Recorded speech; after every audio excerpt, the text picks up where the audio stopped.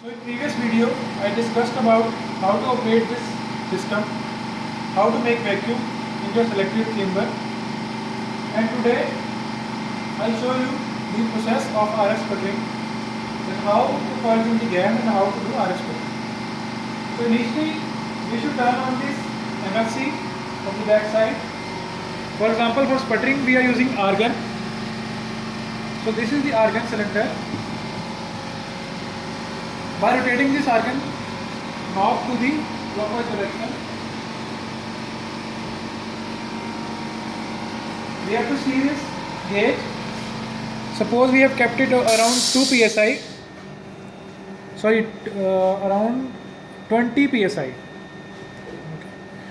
Okay, so you have to see here that it should be around 20 psi. You should turn on this knob, and then you should go here to this MFC and you can press set point. Here is an option of set point. If you select here, then again select here, then your cursor will move to this side. Here you can select the gas, amount of gas you want to purge. For example, if I up this, then now it is 10 SCCM. So here we have already made some settings that this is for select digit and this is for up down, these two buttons. This button is for set, this is for clear, this is for back. Now what I did is, I'll show you again. I first cancel here. Pressed set point, again one time set point, and it has gone this cursor to here. Now I select it up and this is 10. Now I will not set it. First I will turn on the gas of the chamber, because there is one valve connecting this gas valve to the chamber. This is one gas valve here on the front side. So I will turn on this gas valve and then I will go here and set the gas to 10 SCCM. Now I set it from here and then see it has set the gas to 10 SCCM. Now when I purged in the gas, I can turn off this panning gauge from this refresh button.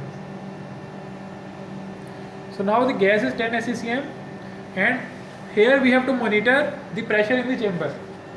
We will increase the flow of the gas and we will monitor the pressure in the C1 gauge. Okay, so now we have to bring this chamber pressure to around 6C minus 3 millibar by adjusting the gas. So here we will increase the gas slowly, then I will increase it to 15. Again I will see the gauge, that C1 gauge. Here the pressure is still 1E minus 3. So again I will increase the gas from 15 to 20.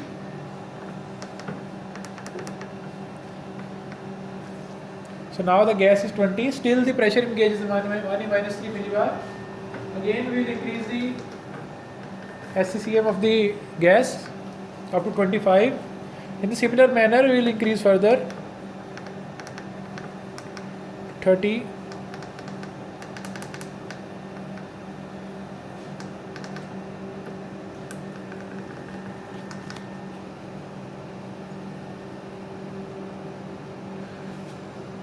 To make sure that the MFC is operating okay, we can also clear it once to 0 and then set. Then again set the gas here. I can set this knob to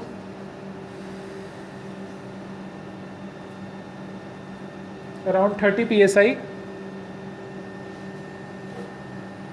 Now I'll purge the gas again. Now here you should make sure that during increasing the gas, the turbo RPM should not go too much down. Like it is currently around 54,000 RPM.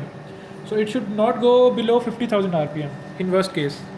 In fact, when we are operating the system, it is normally greater than 52,000 RPM. So this you have to monitor while you are purging in the gas. Now I'll again increase the gas.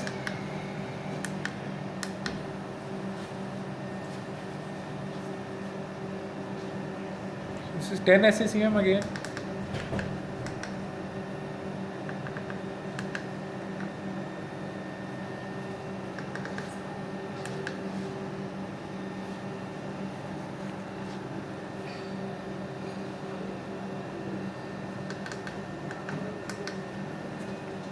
Yeah. Okay, so this way you will increase the gas slowly. For example, here I have increased the gas to 50 SCCM of argon. Whatever the gas amount you want, you can select it here. Then using the gate valve of chamber C1, you can adjust the gas to adjust the pressure. So now I increase the gas to 50 SCCM of argon and set the pressure in C1 to 6C minus 3 millibar by adjusting the gate valve. So if you can see here, using this torch you can see I have closed the gate valve up to 80% to adjust the pressure to 6C minus 3 millibar. So what you have to do is basically you have to set the gas, the amount of gas you want. For example, 50 SCCM in this case. You set the gas, then you close the gate valve, not completely but partially. Let's say 70% or 80% or 90% to adjust the pressure in C1 chamber to 6C minus 3 millibar or 5E minus 3 millibar, whatever your process pressure is. Okay. Now you selected the gas and then you adjusted the pressure. Now is the time to start the sputtering. So for sputtering, we will turn on the main power of the RF supply and the RF matching network, that is above here. So I will turn this on.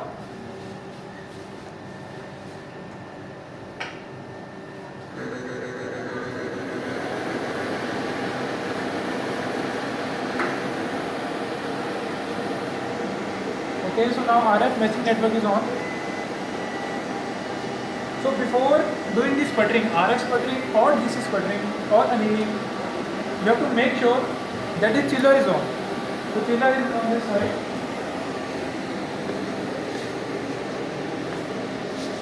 So here is the chiller. So you have to turn it on using this knob. This switch will turn on the chiller. And again you have to check that this motor in this chiller is working, because sometimes this will turn on but the motor is not working. That you can check by opening that cap there on top of the chiller, and you can see that water is flowing or not. Then you can turn the chilling on. So this is the compressor which will cool down the chiller. So you can adjust the pressure here, the temperature of the water using this chiller, using this button. This is the set mode. Again by pressing this button, now it is 18 degrees Celsius. Now we want it normally at 18 degrees Celsius. So after this you have to check that water is going into the C1.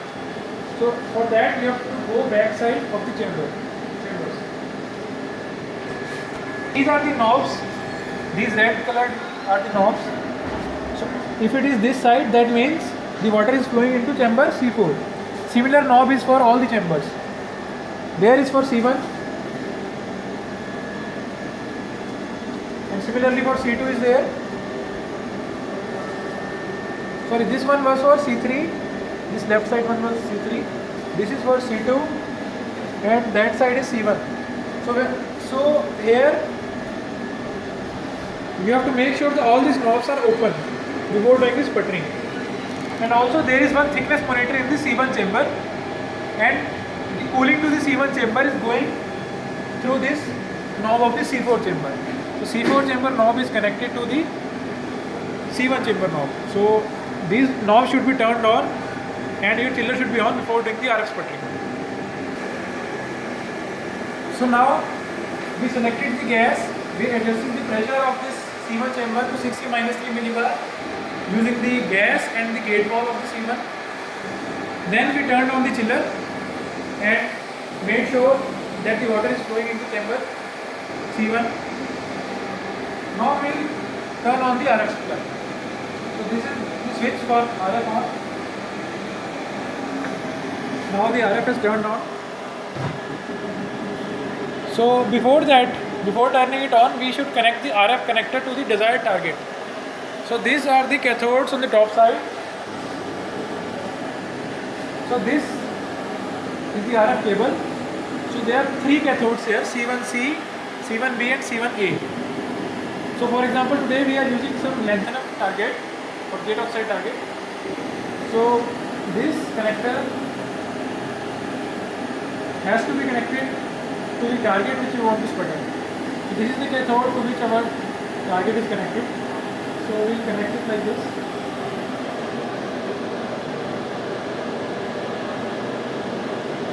So after that, we'll open the shutter of this cathode by using this knob.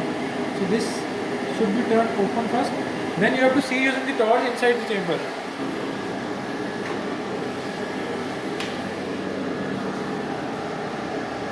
So by rotating this holder above, if you can see that, no, this way you can't see, but you can see from here on the top.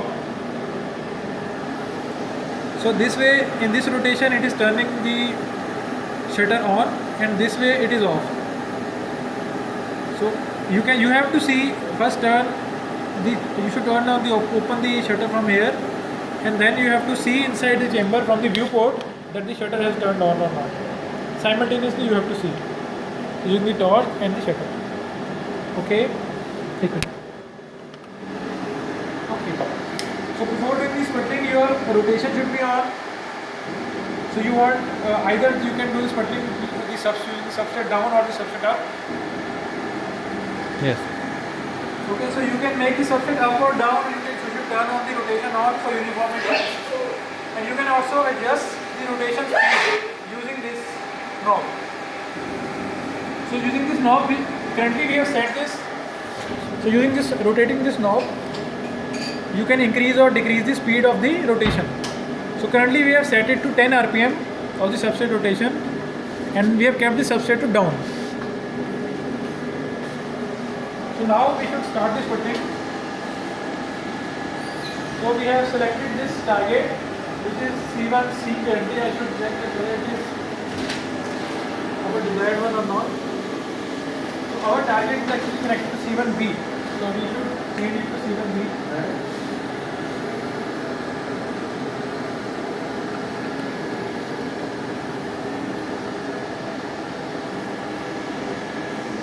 Again, I have to see that shutter of C1B is open or not.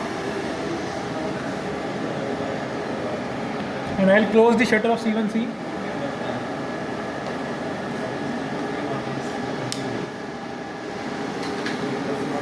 Now we will turn on the RF supply. This is the RF on button. Now I will increase this RF power to, let's say, 10 watt forward. This is the forward watt, this is the reverse. Now this is CL and this is CT, two capacitors. For maximum power transfer, we have to match the impedance of both. So I'll decrease the CT value to around 32% something to make the reverse power 0. So as you can see, at a particular value of CT, this reverse power decreases, then it again start to increase. You have to find the minimum value at which the reverse power is 0. So as you can see, at 33.4%, reverse power has gone to 0. Now we'll increase the power to our desired. Let's say today we are doing the sputtering at 60 watt. So I'll increase the power to nearly 60 watts slowly.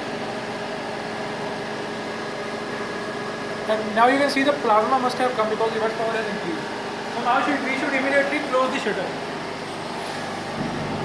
So I have closed the shutter via this knob. So this is our pre-sputtering time. Now I will zero this DTM. So this is the time. For 5 minutes we will do pre-sputtering. Then we will start the deposition on our samples. In the meantime, I will set the power to 60 watt and reduce the reverse power using this CT button.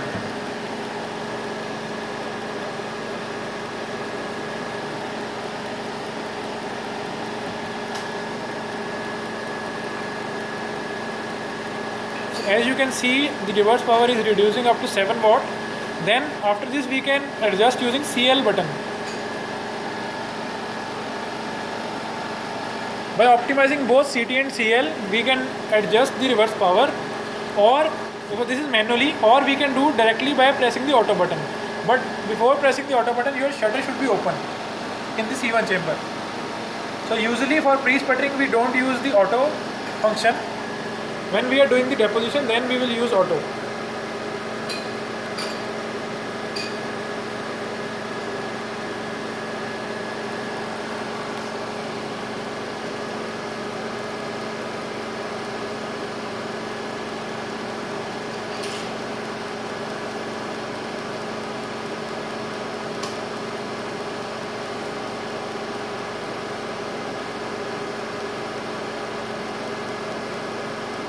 as you can see, I have reduced the power to around 1. Now it will reduce to 0.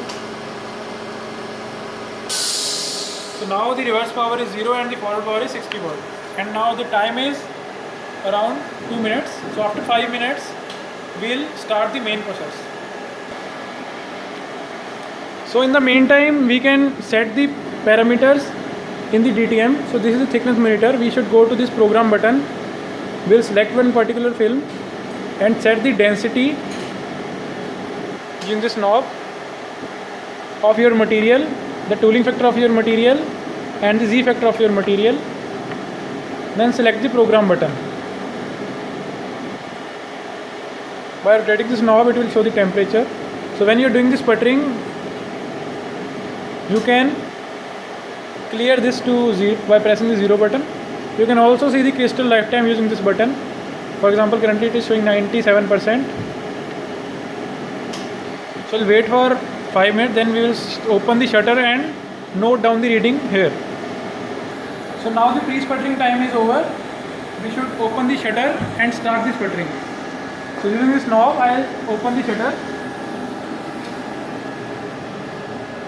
and then I will go here and clear this. So it will show the thickness and I will press the auto button here.